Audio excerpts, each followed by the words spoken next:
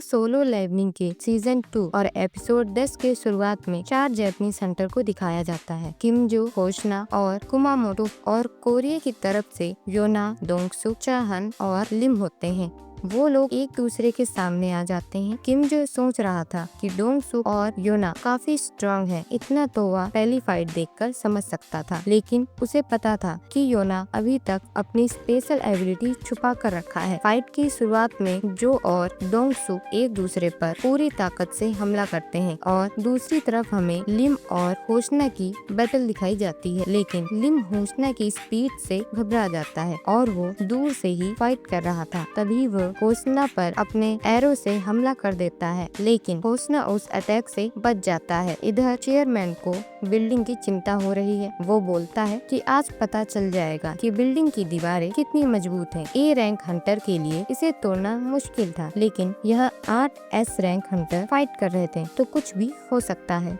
इधर हमें दिखाया जाता है कि योना का मैच कुमामोटो के साथ होता है। योना अपने नए फॉर्म में ट्रांसफॉर्म हो चुका था और वो सोच रहा था कि यहाँ पर सारे एस रैंक के हंटर्स हैं, तो मैं किसी पर भी रहम नहीं करूँगा। फिर योना कुमामोटो पर हमला कर देता है। कुमामोटो बहुत मुश्किल से उसके अटैक से बच पाता है और दूर भाग जाता है। तभी योना सोचता है कि शायद यही कुमामोटो है। इसे देखकर लगता नहीं कि ये ज्यादा गुस्से वाला है। और दूसरी तरफ कुमामोटो को बहुत डरा हुआ दिखाया जाता है। वो वहाँ से डर के भागने लगता है। उसे देखकर योना सोचता है या तो ये जीनियस है या तो बहुत बड़ा डरपोक। लेकिन ये देखकर योना बहुत एक्साइटेड हो जाता है और बोलता है अब मुझे अपनी ताकत दिखानी पड़ेगी। ऐसा बोलते ही उसकी आंखें और हाथ का रंग बदल जाता है। इसे देखकर कुमामोटो बहुत ज्यादा डर जाता है। तभी योना उस पर अपनी पूरी ताकत से हमला कर देता है। तभी दूसरे सीन में एक जोर का धमाका दिखाया जाता है और वहाँ पर डोंगसुक हार चुका होता है और होशना भी लिम को हरा देता है। किमजो और होशना दोनों योना के सामने आ जाते हैं, लेकिन फिर भी योना बोलता है कि तुम लोगों मुझे हल्के में लेके मेरी बेइज्जती करी है। फिर सीन शिफ्ट हो जाता है और काने और चा की फाइट दिखाते हैं, जहाँ पर चा बड़े आराम से उस पर हमला कर रही होती है,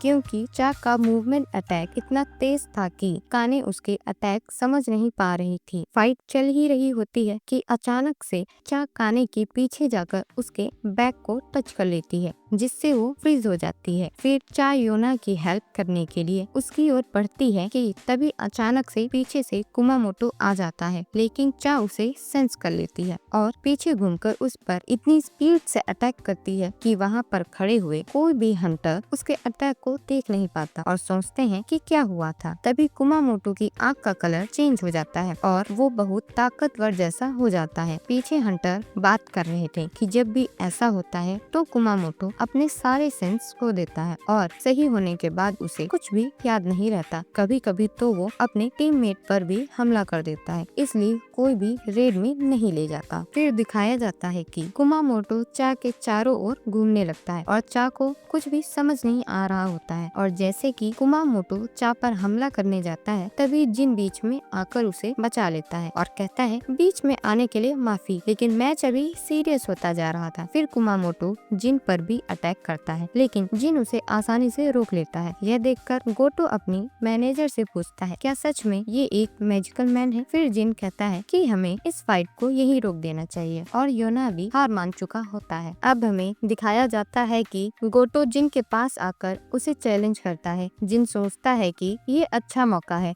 अपनी ताकत टेस्ट करने का। जिन वो चैलेंज एक्सेप्ट कर लेता है, लेकिन जिन एक शर्त रखता है कि गोटो अपनी पूरी ताकत से लड़ेगा। सुनकर गोटो बहुत खुश हो जाता है और सोचता है कि इसे लगता है कि ये मुझे हरा देगा। फिर वो अपने हीलर से बोलता है कि किसी को भी चोट लगे तो हिल कर देना, खासकर जिन को। इधर जापानीज हंटर भी जिन की ताकत देखना चाहते थे। उन्हें लगता था कि जिन की पावर हर वक्त बढ़ती है। जैसे ही फाइट स्टार्ट होती है, गोटो बहुत ही तेजी से जिन पर अटैक करने लगता है और जिन उसके हर एक अटैक को बहुत आसानी से डॉज कर रहा होता है। तभी गोटो बोलता है आज मैं तुम्हारा सच सबके सामने लाकर ही रहूंगा। इतना कहकर वो बहुत स्पीड से उस पर अटैक करता है। जैसे ही गोटो ये अटैक करने आता है तो जिन का सिस्टम उसे वार्निंग देता है कि तुम्हें कोई मारने की कोशिश कर रहा है। जिन को लगता है कि अगर गोटो का ये अटैक सक्सेस रहा तो उसका सिस्टम गोटो को मारने के लिए बोलेगा। तो जैसे ही गोटो अटैक करने वाला होता है उससे पहले ही जिन उसका हाथ पकड़ लेता है। तभी गोटो सोचता है कि इसके पास मेरी कलाई पकड़ने का पूरा मौका था तो इसने ऐसा किया क्यों नहीं। तभी जिन कहता है कि अगर मैं कलाई पकड़ लेता तो मैच यहीं खत्म हो जाता, लेकिन मैं ऐसा नहीं चाहता और न ही तुम। ये बोलकर दोनों अपनी पूरी ताकत से हमला करने वाले होते हैं कि तभी बाकी के हंटर आकर उन्हें पकड़ लेते हैं और इस फाइट को यहीं खत्म कर दिया जाता है। तभी डोइंग जिन से इम्प्रेस हो जाता है और उसे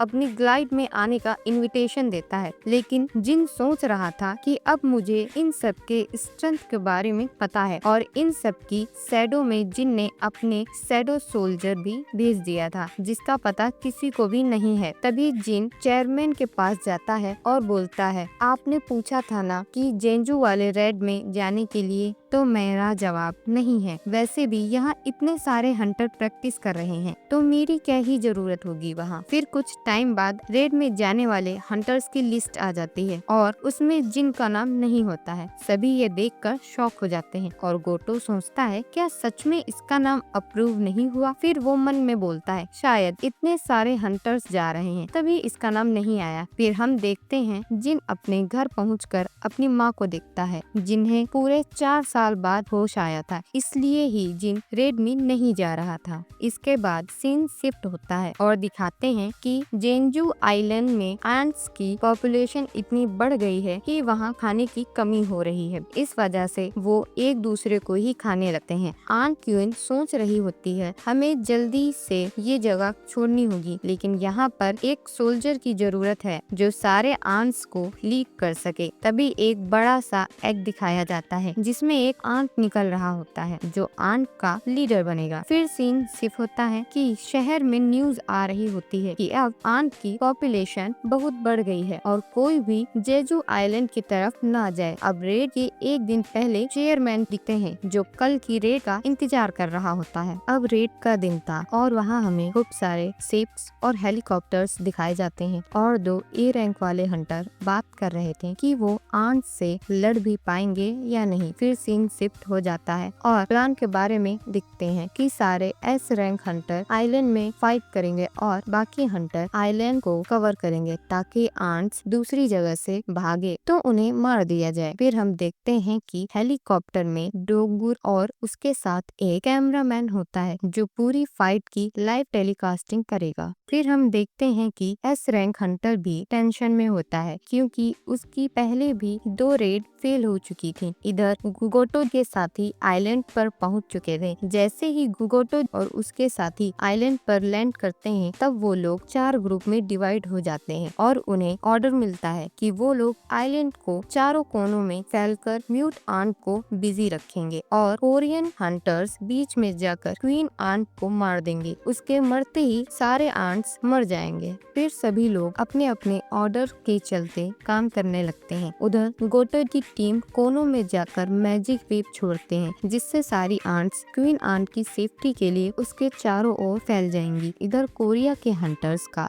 एक हेलीकॉप्टर भी आइलैंड पर पहुंच चुका था। जैसे ही हेलीकॉप्टर का गेट खुलता है तभी जॉन दिखाई देता है। वह अपनी फ्लेम से कुछ उड़ते हुए आंट्स पर अटैक करता है लेकिन उनमें से 1-2 ही मरते हैं। फिर वो कहता है छोटे फ्लेम अटैक से कुछ नहीं होने वाला इनका।